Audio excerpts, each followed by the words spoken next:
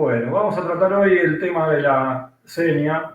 o señal, como es llamada en el Código 2015, de los contratos o en los contratos, ubicada en apenas 2 artículos en la sección quinta dentro de la unidad de efectos, el capítulo de efectos de los contratos. Nos referimos a los artículos 1059 y 1060 del Código del 2015.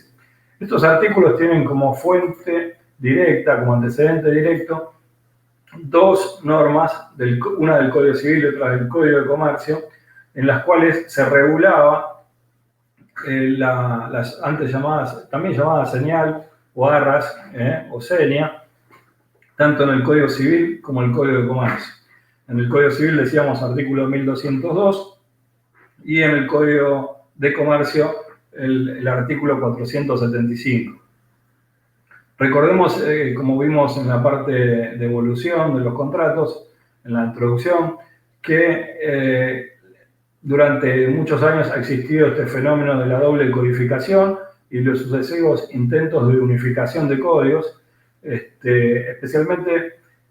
al existir un ordenamiento propio o destinado a los sujetos comerciantes y otro a los no comerciantes, donde se pretendía en el Código de Comercio permitir que gocen de las características propias del comercio aquellos que se sujetaban a la actividad comercial, a los profesionales del comercio. Ahí recordemos los artículos 7, 8, 9 del Código de Comercio. Siempre teniendo en miras esa actividad comercial que debe ser o tiene como premisas la informalidad, la agilidad,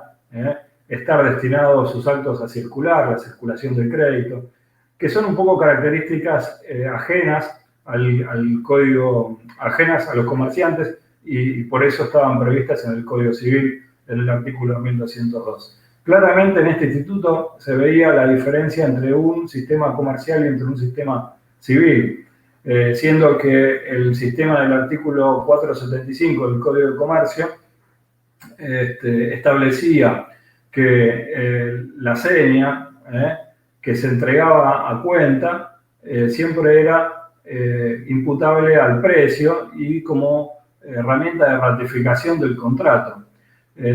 Y en tal sentido las partes no podían retractarse de ese principio de ejecución del contrato, salvo perdiendo la propia señal. Ahí en el 475 claramente establecía que debían convenir expresamente las partes la pérdida de la seña,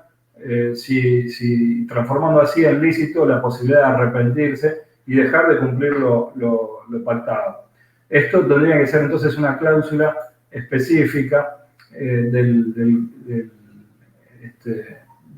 propio contrato comercial, en ese caso que estaba regulando el 475. En cambio, en el artículo 1202 se establecía que si la seña, si en el caso que se hubiera dado una seña para asegurar el contrato o el cumplimiento del contrato, quien había entregado esa seña podía arrepentirse. Es decir, esa norma no tenía que ser especialmente incorporada, sino que se podía entender así redactada la seña. Para ello podía dejar de cumplir, perdiendo por supuesto la seña o la seña grabada, si las partes lo establecieran. El 1202 del Código Civil también establecía que podía arrepentirse quien la había recibido la seña, y en ese caso inicialmente preveía ese mecanismo de que si el arrepentido era quien la había recibido la seña, la debía devolver íntegramente doblada en su valor, sin perjuicio que las partes pudieran agravar también ese tipo de seña. Por tanto, entonces, volviendo ya, después de repasar estas 2 fuentes del derecho comercial y el derecho civil al texto final unificado del artículo 1059, nos damos cuenta que la señal se interpreta como confirmatoria del acto, un poco como sucedía en el derecho comercial, en el artículo 475 que estamos mencionando. Y las partes pueden y deben, si quieren hacerlo, incorporar una cláusula especial donde están conveniendo la facultad de arrepentirse. Y en ese caso, pueden también agravar las consecuencias de ese arrepentimiento y si no caerán en la cláusula supletoria establecida en la parte final del artículo 1059, esa norma supletoria que establece que quien entregó la seña la va a perder en beneficio de la otra y quien la recibió la debe restituir en un importe doblado, ¿sí? Pero vemos que en la primera parte del 1059 se establece que la seña es confirmatoria del acto y por lo tanto debe interpretarse como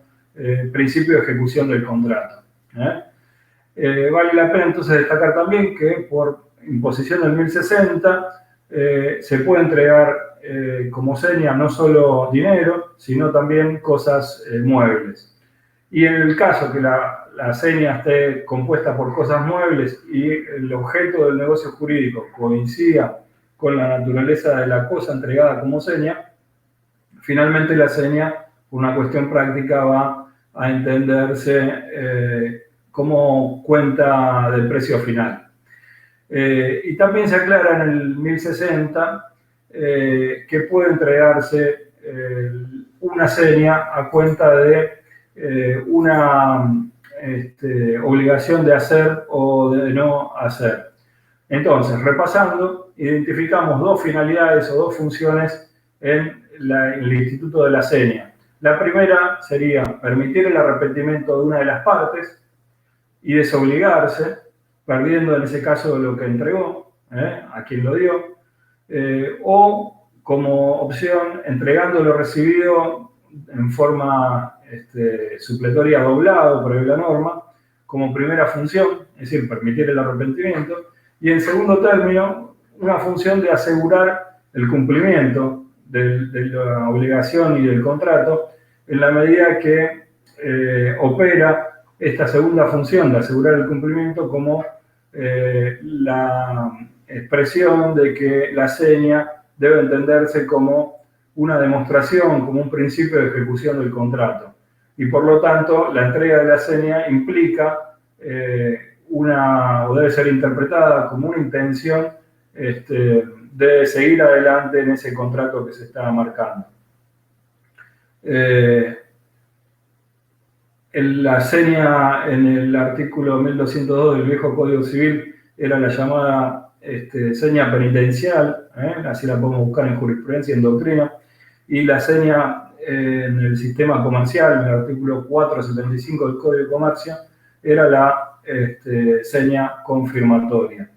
Entonces, entendemos, en resumen, que el sistema adoptado por el legislador del año 2015 es la seña confirmatoria, por la cual debe interpretarse que es un principio de ejecución del contrato, sin perjuicio de ese derecho a arrepentimiento que puede establecerse por las partes, haciendo alguna referencia a la penitencia del formato civil en el Código de Deberes derogado. Ojo, acá resaltamos también que no debe ser confundida la seña con la reserva, otra figura también común utilizada en los negocios jurídicos, especialmente en materia inmobiliaria, donde resaltamos que en la reserva no existen generalmente dos voluntades, ya que la reserva es tomada incluso a veces por un tercero, en el caso del negocio inmobiliario por el martillero, sin intervención de las dos partes, con lo cual no se le puede dar a esa reserva tomada por un tercero o por el vendedor, únicamente sin la intervención de las dos voluntades, el carácter de seña, sino de una mera reserva, especialmente en esa materia, una reserva de carácter inmobiliario, bastante utilizada también en ese marco. Bueno.